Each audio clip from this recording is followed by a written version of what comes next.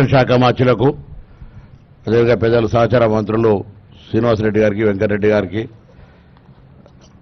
శాసన మండలి సభ్యులు పెద్దలు జీవన్ రెడ్డి గారికి, శాసనసభ్యులు మాజీ పార్లమెంట్ సభ్యులు వివేక్ గారికి, ఈఎన్సీ గారికి, మిగతా అధికారులకు, కాంట్రాక్ట్ సంబంధించిన పెద్దలకు, పాత్రికేయులు, గౌరవ మంత్రి గారి ద్వారా అంటే మేము జిల్లాకు సంబంధించిన కూడా కొన్ని అంశాలు అన్నప్పుడు చూడడానికి కూడా నిషేధం, వినడానికి కూడా తెలియని పరిస్థితి. ఒక 2-3 అంశాలు సార్. ఇది ఒక మానస పుత్రిక గత ప్రభుత్వం. ఇది అసెంబ్లీలో పవర్ పాయింట్ ప్రజెంటేషన్ చేసి రీడిజైన్గా మార్చారు, మనకు ఎవరికప్పుడు అవకాశం లేకుండా.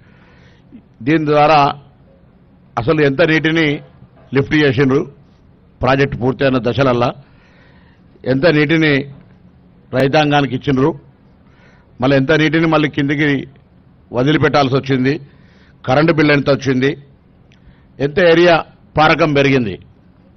దాంతోపాటుగా సాంకేతికంగా ఢిల్లీకి సంబంధించిన అశ్విన్ బందోద్యా వారు ఒక నివేదిక ఇచ్చినారని చెప్తా ఉన్నారు. సాంకేతికంగా ఇప్పుడున్న ప్రాజెక్టు పనిచేస్తుందా లేదా అని. పోలీస్ కుట్ర కేసులో స్పష్టంగా వాళ్ళు చెప్తా ఉన్నారు, దానికి సంబంధించిన బాంబు అటువంటి అవకాశమే లేదనేటువంటి నివేదిక ఎఫ్ఐఆర్ లోపల ఇచ్చినటువంటిది తప్పు. ఆ రోజు దృష్టి మరల్చడానికి ఆనాటి ప్రభుత్వం ఒక పిటిషన్ ఇప్పించింది. దాని తర్వాత ఎఫ్ఐఆర్ చేసిర్రు, జాగిలాలను పంపిర్రు, దాని తర్వాత ఫోరెన్సిక్ నిపుణులు తీసుకున్నారు, అన్ని రిపోర్టులు మొత్తం ఎవ్రీథింగ్ తీసుకొని ఇందులో అటువంటి కుట్రకోణం లేదు, బాంబులు పెట్టే పరిస్థితి లేదు, 10 టీఎంసీల నిల్లునంగల బాంబులు పెట్టేటువంటి ప్రతిభావంతులు ఈ దేశంలో లేరనేది స్పష్టం చేశారు.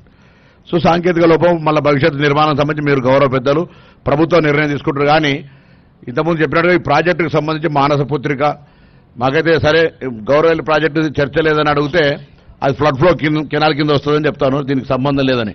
కానీ ఆనాడు అక్కడి నుంచి కూడా బస్సులు తీసుకొచ్చి దీని అంతా కూడా అంత టూరిజం అంత మొత్తం ఒక పెద్ద వ్యవస్థగా మార్చారు కదా. ఇవాళ ఇది ఆ ప్రయోజనం లేనప్పుడు దానికి సంబంధించినటువంటి మానస పుత్రిక పరిస్థితి ఏంది భవిష్యత్తుకు సంబంధించి.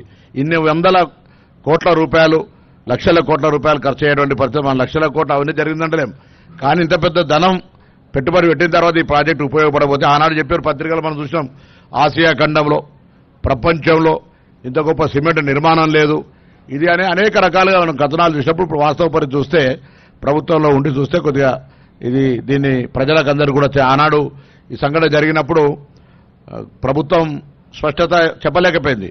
మనం గౌరవ మీరంతా కూడా మంత్రిగా, సంబంధిత శాఖ మంత్రిగా మీరు ఈరోజు ఒక పెద్ద కార్యక్రమం తీసుకొని వచ్చినారు. ఈ జిల్లా వాళ్ళంగా మేము కూడా భాగస్వాములే, మీరంతా కూడా ఒక నివేదిక, వాస్తవ నివేదిక తయారు చేసి గౌరవ ముఖ్యమంత్రి గారు కానీ ప్రభుత్వానికి ఇచ్చి దాని మీద ఎటువంటి భవిష్యత్ చర్య రైతాంగానికి ఏ విధంగా సరే గత ప్రభుత్వం తప్పు, గత ప్రభుత్వం సంబంధించిన జరిగినటువంటి వాస్తవాలు ప్రజలకు చెప్పడంతో పాటుగా భవిష్యత్తులో రైతాంగానికి మనం తీసుకునేటువంటి ఒక పాజిటివ్ అంశాలను కూడా దీనికి సంబంధించినటువంటి వాస్తవాలను చెప్పడంతో కార్యాచరణ తీసుకునేటువంటి జరగాలని నేను సందర్భంగా ఒక రైతాంగ పక్షాన్ని కోరుతూ ఇంకొక చిన్న అంశం సార్, ఇక్కడ ఈ ప్రాంతానికి సంబంధించి సరే శ్రీధర్ బాబు గారు వేరే కార్యక్రమం అయినప్పుడు ఇక్కడ ఒక పెద్ద సమస్య, ఆనాడు వెంకటస్వామి గారు పెద్దలు ఈ కార్యక్రమం రూపొందించినాడు, అంబేద్కర్ చేవేలా పెట్టినాడు. ఇప్పుడు ఇలా ముంపుకు సంబంధించి బ్యాక్ వాటర్కి సంబంధించి కూడా చాలా పెద్ద సమస్య ఉంది. మీకు ఇంతకుముందే పిటిషన్ కూడా ఇచ్చినారు.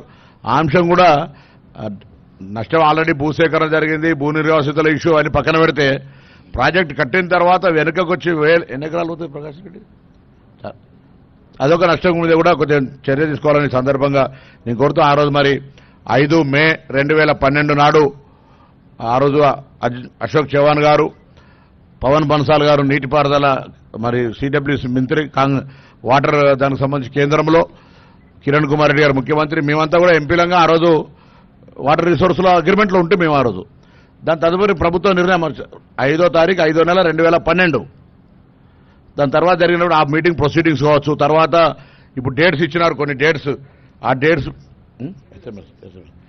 డేట్స్ ప్రొసీడింగ్స్ కూడా కొద్దిగా చూసి దయచేసి ఒక వాస్తవికాన్ని తెలంగాణ యావత్ ప్రజలు, ఎందుకంటే ఇంత పెద్ద ప్రజల ధనం, దీనికి సంబంధించి జరిగినటువంటి మంచి చెడు అన్ని కూడా చెప్పే ప్రయత్నం చేయాలని గౌరవ మంత్రి గారు విజ్ఞప్తి చేస్తాను.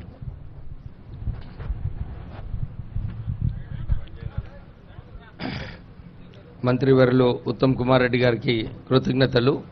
ఎందుకంటే 5